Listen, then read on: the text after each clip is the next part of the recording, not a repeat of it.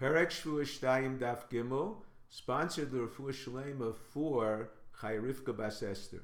We begin with a question. Why does Maseches Shevuos follow Maseches Makos? The answer.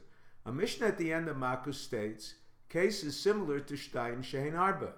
Both prohibitions, Lo Sakifu Pasro Shechem, one should not round the corners of your head, rounding one's hairline at the temples, and Lo Sashkis Es Pa'asikanecha, you shall not destroy the extremity of your beard, two on each side of the face, the jawbone opposite the temple and the chin. He is liable to 5 prohibitions for 1 warned action. Question. Why does our Mishnah mention all the cases of Shtayim Shein Arba, whereas the Mishnayos in Shabbos and Negayim only mention the one pertinent? The answer.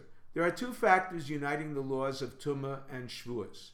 They are written next to each other in the Torah, O nefesh kisida bechol davar tameh, O ki yiga betumas adam, O nefesh kisi shava. They both require a carbon olav yored. Once there is a significant reason to mention these 2 together, Shabbos was mentioned as well. Question. Our Mishnah first mentioned Shtayim Shein Arba regarding Shevuos. Why were the laws of Tumah mentioned second, explained first? The answer. The laws of Tumah require 2 chapters of explanation, whereas Shevuos requires 6. The Balei Gemara decided it's preferable to dispense of the less numerous first. Question. Who is the author of our Mishnah? It cannot be Rabbi Yishmael, who holds the verse states, Lahora o lahetiv, concerning future oaths. One is not liable, a carbon olav yored, for oaths concerning past actions. It cannot be Rabbi Akiva, because he holds one is not liable, a carbon olav yored, aware he is tameh, but unaware he is in the temple or consuming sacrificial food. The answer. Number 1. The Mishnah could be Rabbi Yishmael. Shtayim Shein Arba means future oaths are liable to a carbon olav yored. Past oaths are prohibited but do not require a carbon olav yored. Number 2. The Mishnah could be Rabbi Akiva for the same reason. One unaware of his presence in the temple or eating sacrificial food violates a prohibition not requiring a carbon olav yored. These answers are rejected. The cases of the Mishnah must be symmetrical. Just as all 4 Maros Negayim require a carbon olav yored, so too the other cases of the Mishnah. Number 3. The Mishnah can be Rabbi Yishmael.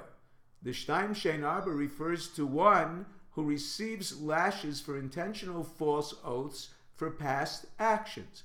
Rava explains, concerning a vain oath, immediately recognized as false, for example, swearing a man is a woman, the Torah states, Lo yisa shem Hashem lashav, ki lo yinakeh es asher yisa shemo lashav.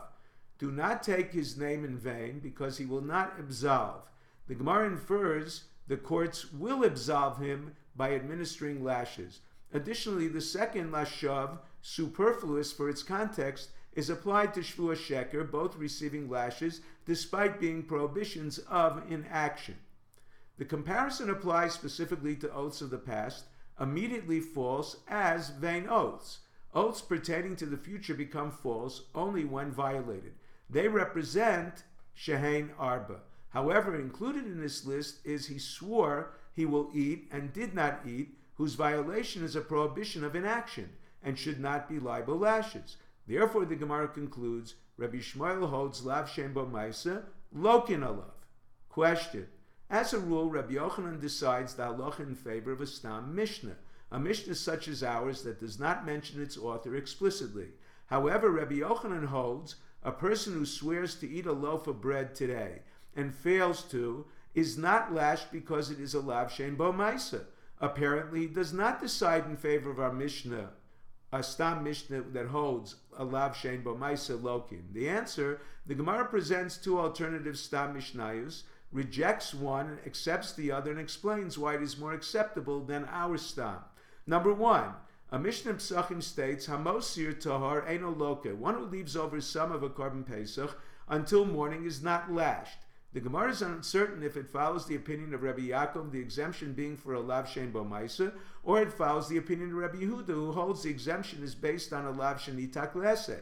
The Torah suggests burning the leftovers to avoid lashes.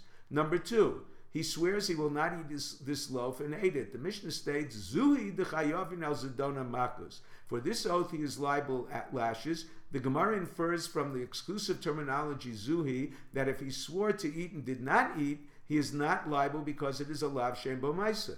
This Mishnah is more conclusive than ours because it is later in the Masechta, indicating Rebbe initially held lav shein bo ma'isa lokin and later changed his mind. If you're enjoying Daf 5, please click on the link below, subscribe and become a sponsor. Thank you.